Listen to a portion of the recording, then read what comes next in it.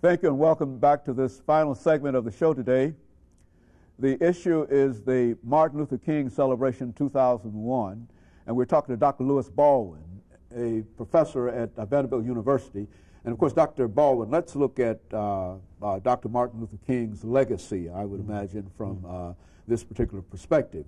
You've given us some excellent information about King during the period prior to the Civil Rights Movement, as well as information dealing with the 1963 speech, as well as additional information dealing with some of the current developments. But what about the future here? Where do we go from here? I think we need to keep fighting for what Dr. King fought for. We need to try to deal with the racial divide in this country, which is still a very serious problem. We need to keep fighting for affirmative action. We also need to take seriously the forces of racism rising up in our society. The Southern Poverty Law Center recently reported that there are more than 500 hate groups in the country. So I think we need to begin to take that seriously. We also need to fight for safer streets, fight against the gun lobby and the NRA, and to try to make our streets safer, to deal with the problem of crime, to deal with teenage pregnancy, the HIV/AIDS threat. All of these are problems that I think that we need to address, and by addressing them, we are consistent with Dr. King's dream and legacy. And now, and I especially, Dr. Baldwin, like what you said about the HIV/AIDS threat. Yes. I think we've had a number of shows dealing with this, and it does seem that this is a very, very significant disease, and that we're not really paying the kind of attention. And so you're saying that this should even be part of that. Yes, because Dr. King talked a lot about health care. He felt that the beloved community could not be achieved unless we have economic justice, unless we have affordable health care for people, a guaranteed income for each household, federal expenditures to enhance deprived communities. All of these are a part of his dream, all of these elements.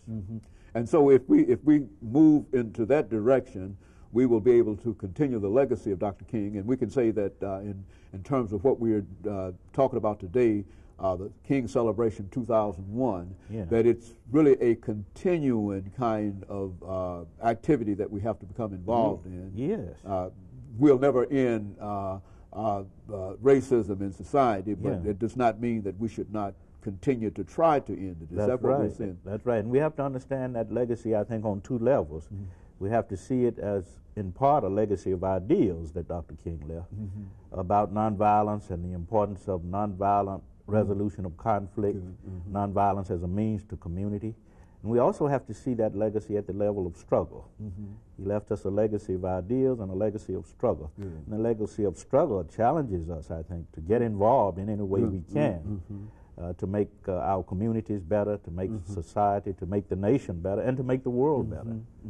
And so all of these are legacies that we ought to celebrate, this 2001 celebration of Dr. Martin Luther King. And we celebrate them not only by holding workshops and other kinds of celebrations. We uphold that legacy by getting involved, which I think is eminently more important. Then that is some kind of personal involvement in what is going on. Some type of practical involvement, personal involvement, because celebrations mean nothing if we don't have that kind of component. Well, Dr. Baldwin, as we get ready to end the show today, let's give you an opportunity to make some final comments. We've got about 2.5 minutes, and I want to make sure that you, as a Martin Luther King scholar, with all of this information available to you, that you have an opportunity to talk about some things during these last 2 minutes dealing with Dr. King that you would certainly want to get across today. Okay, I think the new administration, the Bush administration, presents us with some very interesting challenges for the future. And I think if we take that seriously, we can be a force in making sure that the clock is not turned back. We know that during the 1980s, the Reagan years, there were many, many attempts to turn back the clock on civil rights and affirmative action.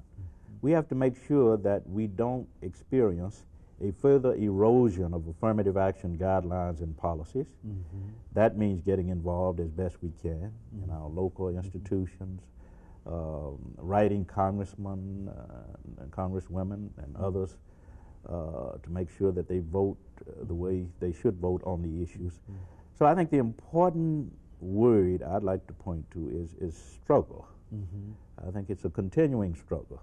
And we have to realize that. It didn't stop with Dr. King. Dr. King represented one link in this whole chain of struggle, this historic struggle that we've been involved in, and it continues with us. And so there's no end to the struggle, and even though we celebrate a specific day dealing with Dr. King's birthday, and that it includes not only African Americans, but all persons who are interested in civil and social rights, but there is no end to it. There's no end. The same problems that we have to fight today, more than likely we will fight the problems tomorrow. That's right. The dream lives and the struggle continues.